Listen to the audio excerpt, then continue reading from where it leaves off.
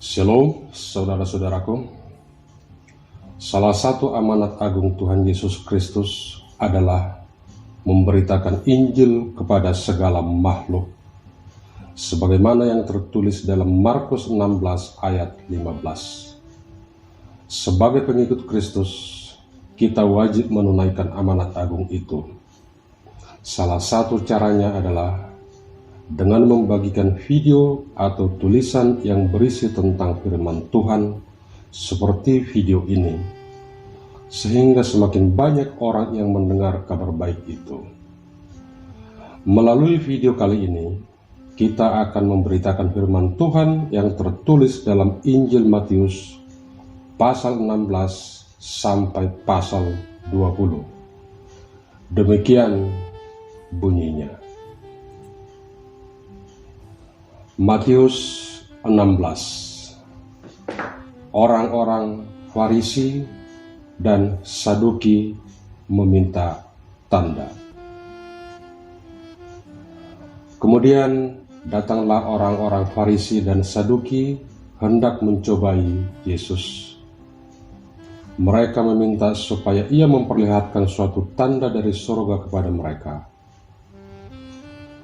Tetapi jawab Yesus, "Pada petang hari, karena langit merah, kamu berkata, hari akan cerah. Dan pada pagi hari, karena langit merah dan redup, kamu berkata, hari buruk. Rupa langit kamu tahu membedakannya, tetapi tanda-tanda zaman tidak. Angkatan yang jahat dan tidak setia ini menuntut suatu tanda.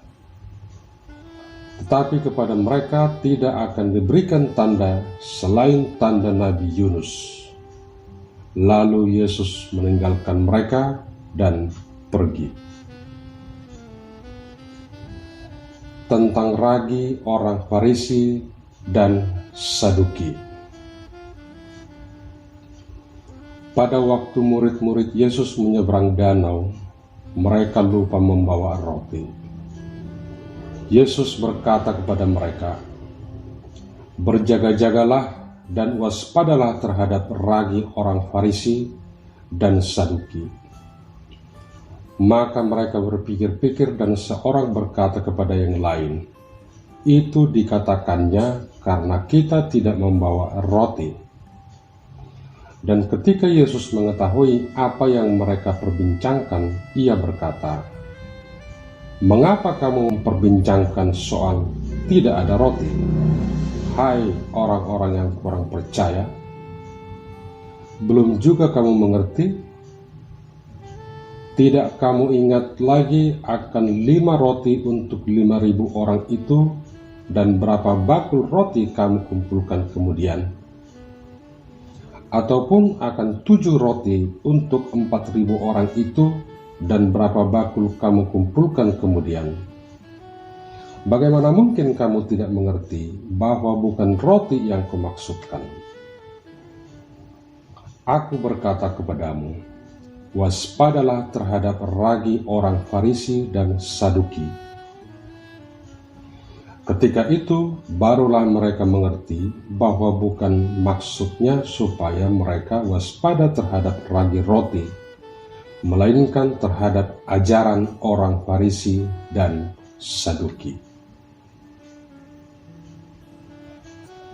Pengakuan Petrus. Setelah Yesus tiba di daerah Kaisarea Filipi, ia bertanya kepada murid-muridnya, "Kata orang, siapakah anak manusia itu?" Jawab mereka, "Ada yang mengatakan Yohanes Pembaptis, ada juga yang mengatakan Elia, dan ada pula yang mengatakan Yeremia atau salah seorang dari para nabi." Lalu Yesus bertanya kepada mereka, "Tetapi apa katamu? Siapakah aku ini?" Maka jawab Simon Petrus, "Engkau adalah Mesias, Anak Allah yang hidup." Kata Yesus kepadanya, Berbahagialah engkau Simon bin Yunus, sebab bukan manusia yang menyatakan itu kepadamu, melainkan Bapa-Ku yang di surga. Dan aku pun berkata kepadamu, engkau adalah Petrus, dan di atas batu karang ini aku akan mendirikan jemaatku, dan alam maut tidak akan menguasainya. Kepadamu akan kuberikan kunci kerajaan surga. Apa yang kau ikat di dunia ini akan terikat di surga, dan apa yang kau lepaskan di dunia ini akan terlepas di surga. Lalu Yesus melarang murid-muridnya supaya jangan memberitahukan kepada siapapun bahwa Ia Mesias. Pemberitahuan pertama tentang penderitaan Yesus dan syarat-syarat mengikut Dia.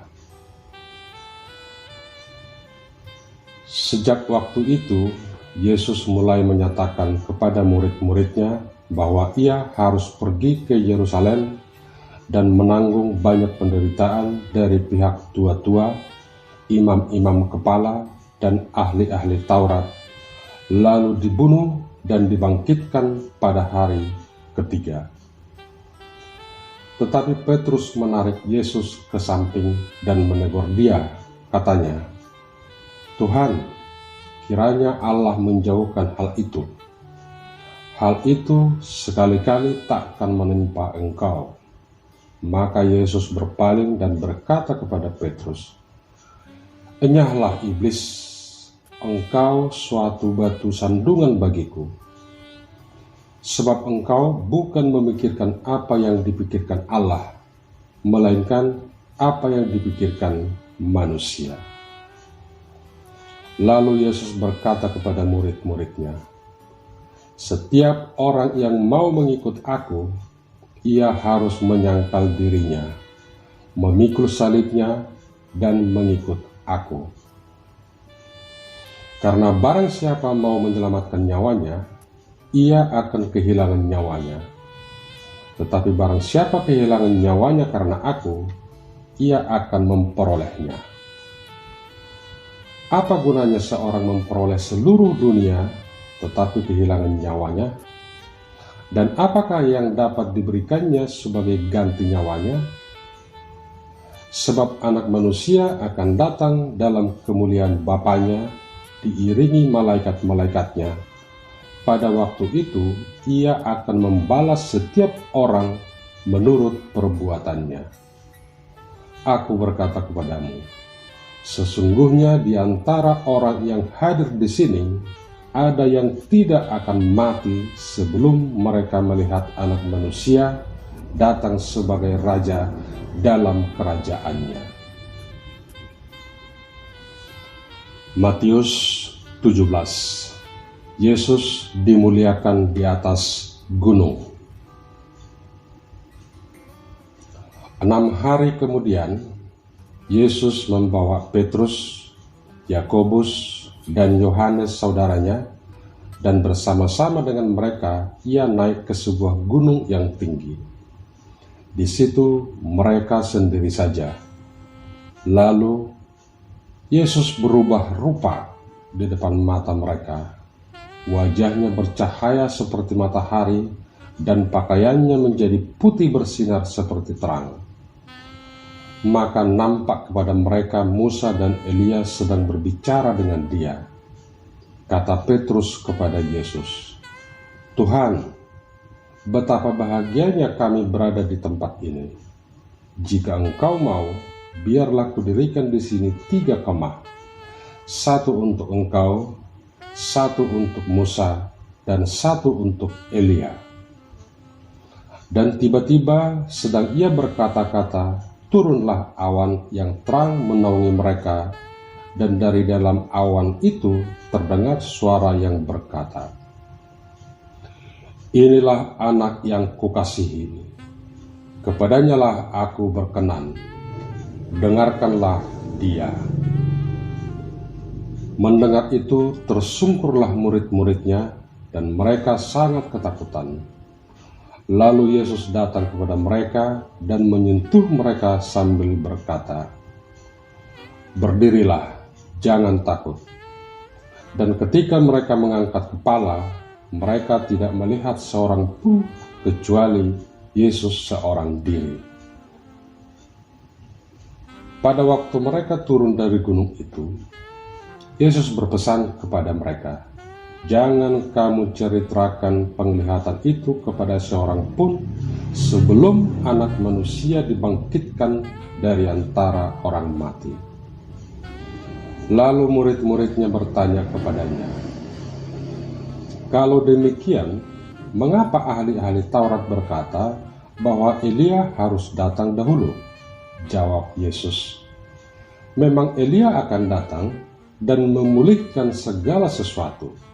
Dan aku berkata kepadamu, Elia sudah datang, tetapi orang tidak mengenal dia dan memperlakukannya menurut kehendak mereka. Demikian juga Anak Manusia akan menderita oleh mereka." Pada waktu itu mengertilah murid-murid Yesus bahwa ia berbicara tentang Yohanes Pembaptis. Yesus menyembuhkan seorang anak muda yang sakit ayan. Ketika Yesus dan murid-muridnya kembali kepada orang banyak itu, datanglah seorang mendapatkan Yesus dan menyembah. Katanya, "Tuhan, kasihanilah anakku. Ia sakit ayan dan sangat menderita. Ia sering jatuh ke dalam api dan juga sering ke dalam air. Aku sudah membawanya kepada murid-muridmu, tetapi mereka tidak dapat menyembuhkannya." Maka kata Yesus, "Hai kamu angkatan yang tidak percaya dan yang sesat, berapa lama lagi aku harus tinggal di antara kamu? Berapa lama lagi aku harus sabar terhadap kamu? Bawalah anak itu kemari." Dengan keras Yesus menegur dia, lalu keluarlah setan itu daripadanya, dan anak itu pun sembuh seketika itu juga. Kemudian murid-murid Yesus datang, dan ketika mereka sendirian dengan dia, bertanyalah mereka, "Mengapa kami tidak dapat mengusir setan itu?" Ia berkata kepada mereka, "Karena kamu kurang percaya.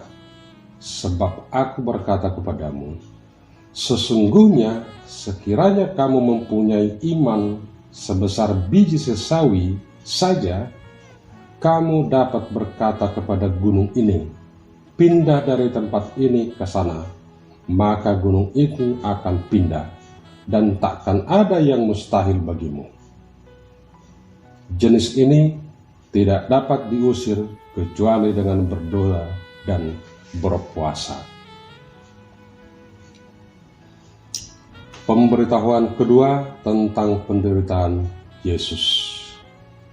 Pada waktu Yesus dan murid-muridnya bersama-sama di Galilea, ia berkata kepada mereka, "Anak Manusia akan diserahkan ke dalam tangan manusia, dan mereka akan membunuh dia, dan pada hari ketiga ia akan dibangkitkan."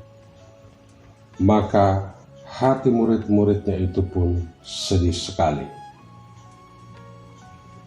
Yesus membayar bea untuk bait Allah. Ketika Yesus dan murid-muridnya tiba di Kapernaum, datanglah pemungut bea bait Allah kepada Petrus dan berkata, "Apakah gurumu tidak membayar bea 2 dirham itu?" Jawabnya, "Memang membayar." Dan ketika Petrus masuk rumah, Yesus mendahuluinya dengan pertanyaan, "Apakah pendapatmu, Simon? Dari siapakah raja-raja dunia ini memungut bea dan pajak? Dari rakyatnya atau dari orang asing?" Jawab Petrus, "Dari orang asing."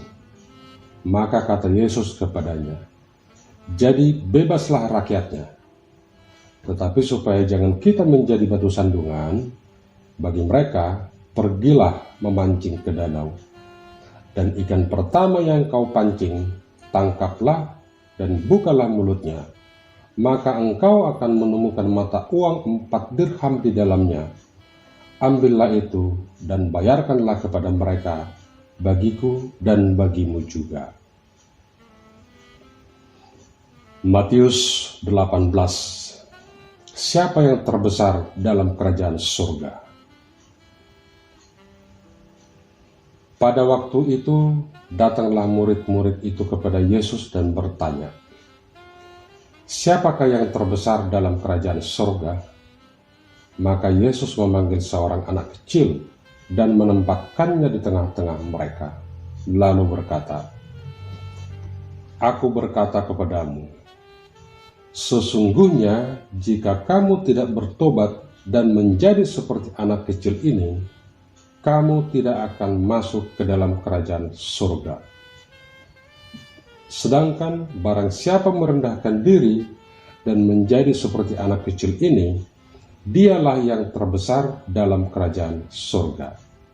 Dan barang siapa menyambut seorang anak seperti ini di dalam namaku, ia menyambut aku." Siapa yang menyesatkan orang? Tetapi barang siapa menyesatkan salah satu dari anak-anak kecil ini yang percaya kepadaku, lebih baik baginya jika sebuah batu kilangan diikatkan pada lehernya, lalu ia ditenggelamkan ke dalam laut. Celakalah dunia dengan segala penyesatannya. Memang penyesatan harus ada, tetapi celakalah orang yang mengadakannya. Jika tanganmu atau kakimu menyesatkan engkau, penggallah dan buanglah itu, karena lebih baik bagimu masuk ke dalam hidup dengan tangan kudung atau timpang, daripada dengan utuh kedua tangan dan kedua kakimu dicampakkan ke dalam api kekal. Dan jika matamu menyesatkan engkau, cungkillah dan buanglah itu, karena lebih baik bagimu masuk ke dalam hidup dengan bermata satu daripada dicampakkan ke dalam api neraka dengan bermata dua. Ingatlah, jangan menganggap rendah seorang dari anak-anak kecil ini. Karena aku berkata kepadamu, ada malaikat mereka di surga yang selalu memandang wajah Bapakku yang di surga, karena Anak Manusia datang untuk menyelamatkan yang hilang. Perumpamaan tentang domba yang hilang. Bagaimana pendapatmu? Jika seorang mempunyai 100 ekor domba, dan seekor di antaranya sesat, tidakkah ia akan meninggalkan yang 99 ekor di pegunungan dan pergi mencari yang sesat itu? Dan aku berkata kepadamu, sesungguhnya jika ia berhasil menemukannya, lebih besar kegembiraannya atas yang seekor itu daripada atas yang ke-99 ekor yang tidak sesat. Demikian juga Bapamu yang di surga tidak menghendaki supaya seorang pun dari anak-anak ini hilang. Tentang menasihati sesama saudara. Apabila saudaramu berbuat dosa, tegurlah dia di bawah 4 mata. Jika ia mendengarkan nasihatmu, engkau telah mendapatkannya kembali. Jika ia tidak mendengarkan engkau, bawalah seorang atau 2 orang lagi, supaya atas keterangan 2 atau 3 orang saksi, perkara itu tidak disangsikan. Jika ia tidak mau mendengarkan mereka, sampaikanlah soalnya kepada jemaat. Dan jika ia tidak mau juga mendengarkan jemaat, pandanglah dia sebagai seorang yang tidak mengenal Allah atau seorang pemungut cukai. Aku berkata kepadamu, Sesungguhnya apa yang kamu ikat di dunia ini akan terikat di surga, dan apa yang kamu lepaskan di dunia ini akan terlepas di surga.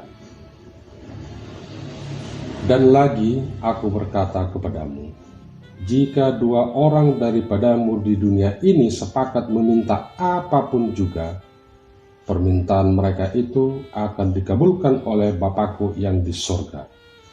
Sebab di mana 2 atau 3 orang berkumpul dalam namaku, di situ aku ada di tengah-tengah mereka. Perumpamaan tentang pengampunan. Kemudian datanglah Petrus dan berkata kepada Yesus, Tuhan, sampai berapa kali aku harus mengampuni saudaraku jika ia berbuat dosa terhadap aku? Sampai 7 kali? Yesus berkata kepadanya, bukan. Aku berkata kepadamu, bukan sampai 7 kali, melainkan sampai 70 kali 7 kali. Sebab hal kerajaan surga seumpama seorang raja yang hendak mengadakan perhitungan dengan hamba-hambanya. Setelah ia mulai mengadakan perhitungan itu, dihadapkanlah kepada seorang yang berhutang 10.000 talenta. Tetapi karena orang itu tidak mampu melunaskan hutangnya, raja itu memerintahkan supaya ia dijual beserta anak istrinya dan segala miliknya untuk membayar hutangnya. Maka sujudlah hamba itu menyembah dia, katanya, sabarlah dahulu, segala hutangku akan kulunaskan. Lalu tergeraklah hati raja itu oleh belas kasihan akan hambanya itu, sehingga ia membebaskannya dan menghapuskan hutangnya. Tetapi ketika hamba itu keluar, ia bertemu dengan seorang hamba lain yang berhutang 100 dinar kepadanya.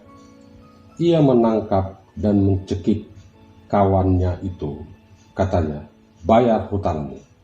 Maka sujudlah kawannya itu dan memohon kepadanya, sabarlah dahulu, hutangku itu akan kulunaskan. Tetapi ia menolak dan menyerahkan kawannya itu ke dalam penjara sampai dilunaskannya hutangnya. Melihat itu, kawan-kawannya yang lain sangat sedih, lalu menyampaikan segala yang terjadi kepada tuan mereka. Raja itu menyuruh memanggil orang itu dan berkata kepadanya, hai hamba yang jahat, seluruh hutangmu telah kuhapuskan karena engkau memohonkannya kepadaku. Bukankah engkau pun harus mengasihani kawanmu seperti aku telah mengasihani engkau? Maka marahlah tuannya itu dan menyerahkannya kepada algojo-algojo sampai ia melunaskan seluruh hutangnya. Maka Bapakku yang di surga akan berbuat demikian juga terhadap kamu apabila kamu masing-masing tidak mengampuni saudaramu dengan segenap hatimu. Matius 19. Perceraian.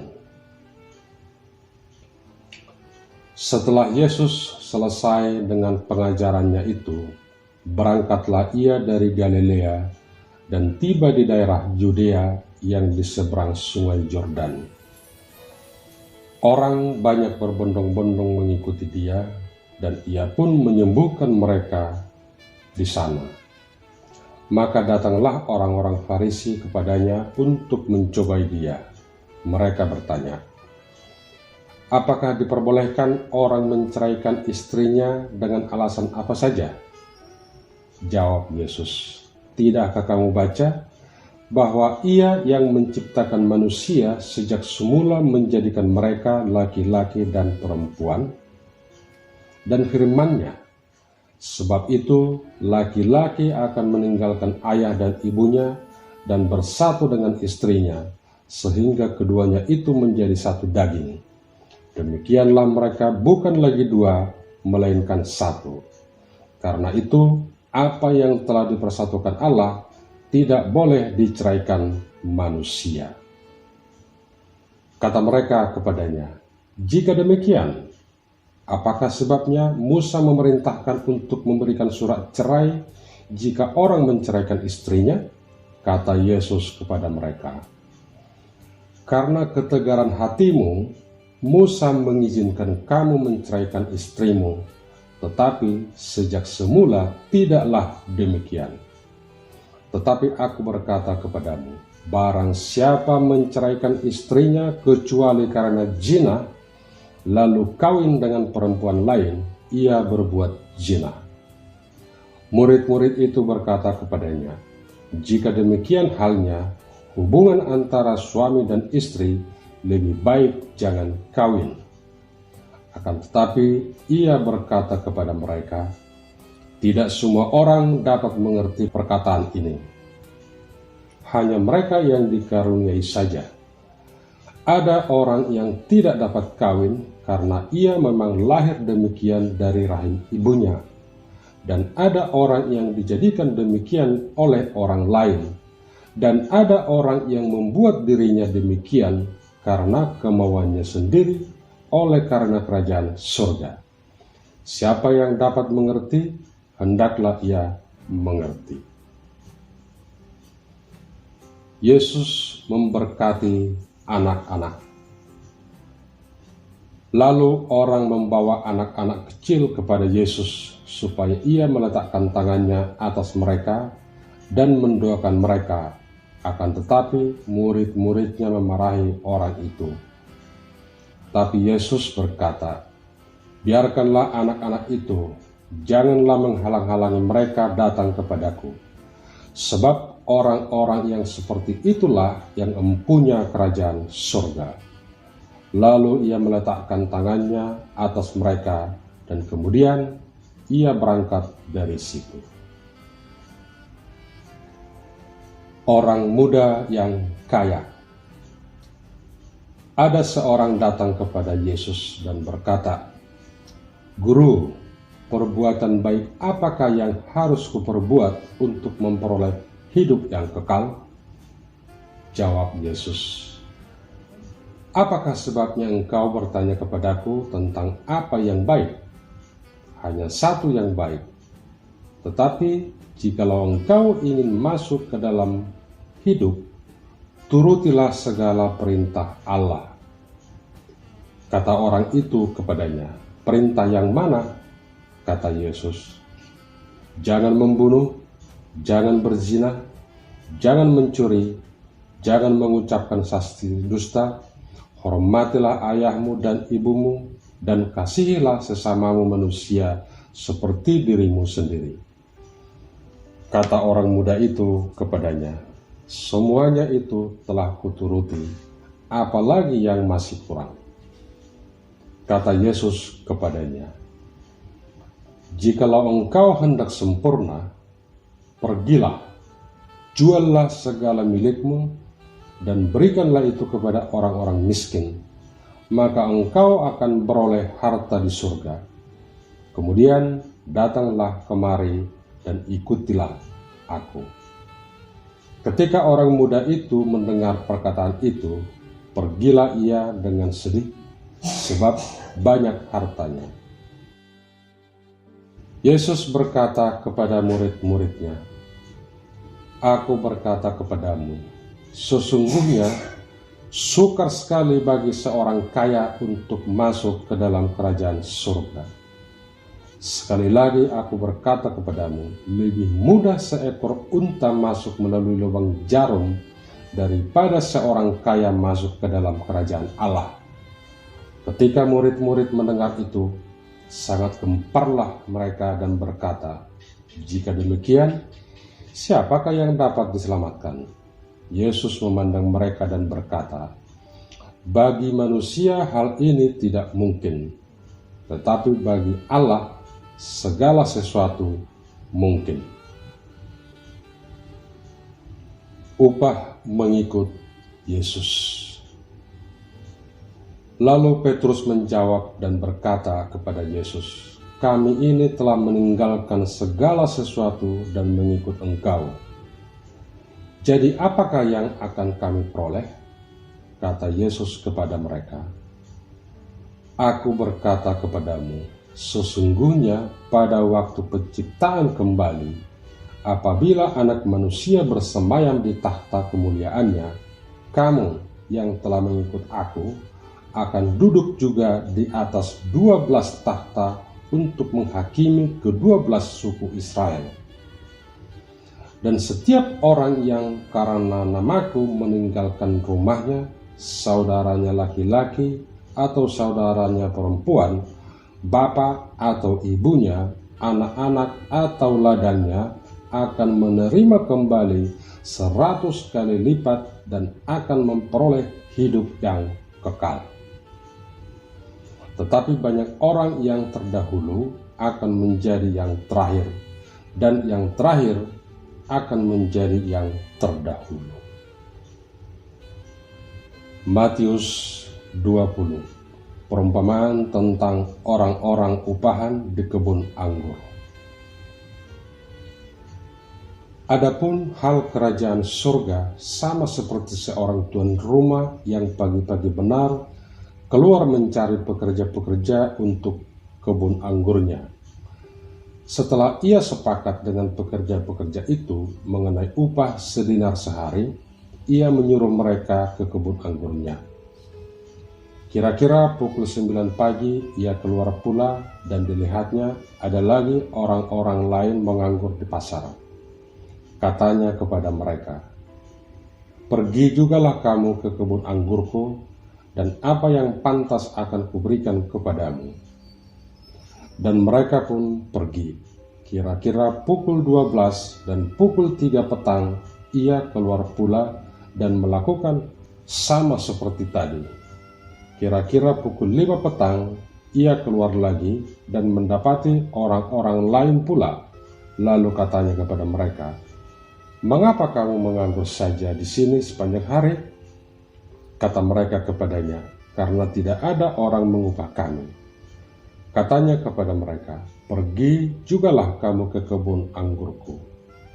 Ketika hari malam, tuan itu berkata kepada mendurnya, Panggillah pekerja-pekerja itu dan bayarkan upah mereka, mulai dengan mereka yang masuk terakhir hingga mereka yang masuk terdahulu.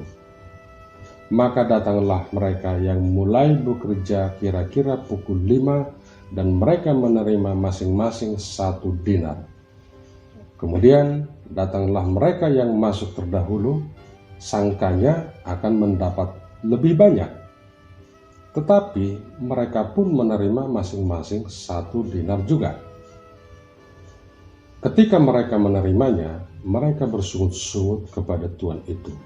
Katanya, mereka yang masuk terakhir ini hanya bekerja 1 jam, dan engkau menyamakan mereka dengan kami yang sehari untuk bekerja berat dan menanggung panas terik matahari. Tetapi tuan itu menjawab seorang dari mereka, Saudara, aku tidak berlaku tidak adil terhadap engkau.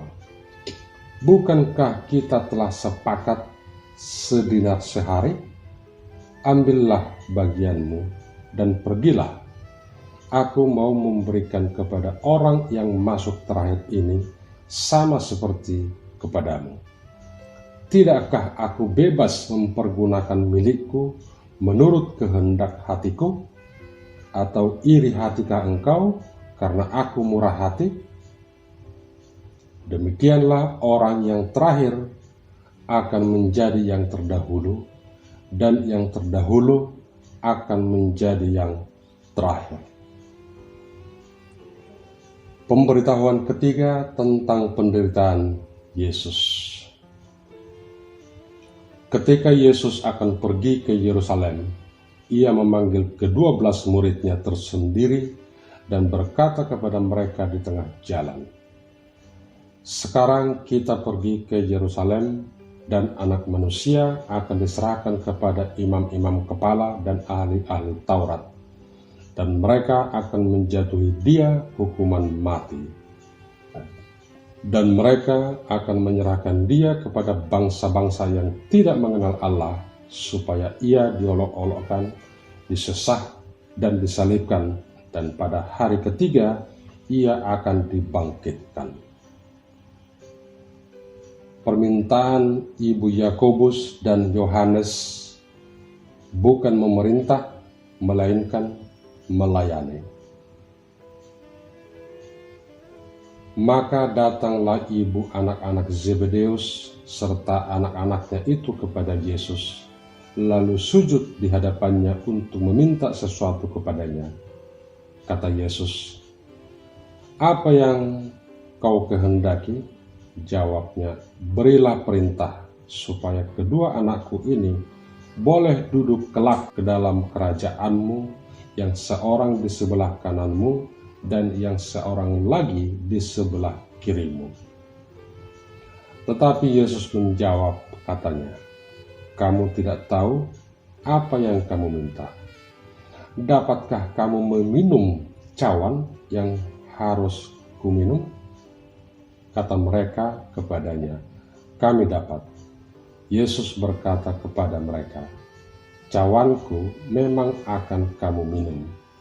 Tetapi hal duduk di sebelah kananku atau di sebelah kiriku, aku tidak berhak memberikannya.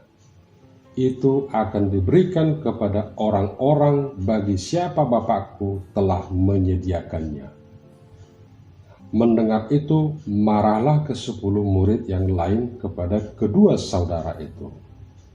Tetapi Yesus memanggil mereka lalu berkata, "Kamu tahu bahwa pemerintah-pemerintah bangsa-bangsa memerintah rakyatnya dengan tangan besi, dan pembesar-pembesar menjalankan kuasanya dengan keras atas mereka.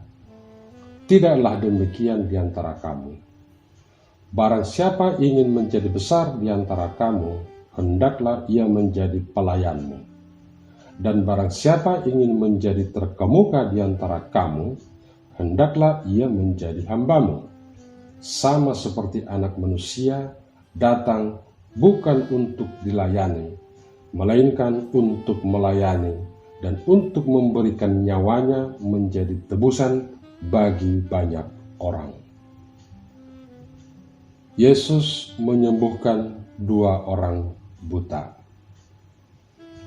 Dan ketika Yesus dan murid-muridnya keluar dari Yeriko, orang banyak berbondong-bondong mengikuti dia.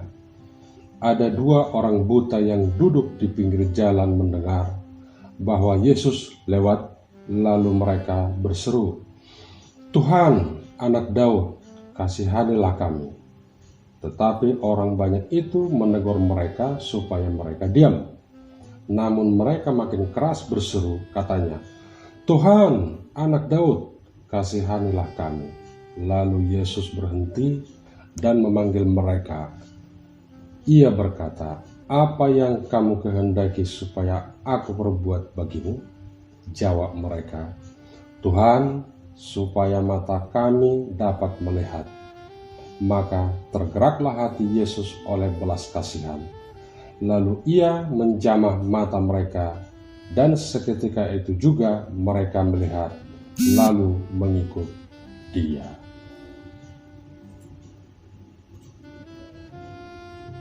Demikianlah pembacaan firman Tuhan kali ini. Shalom, Tuhan Yesus memberkati.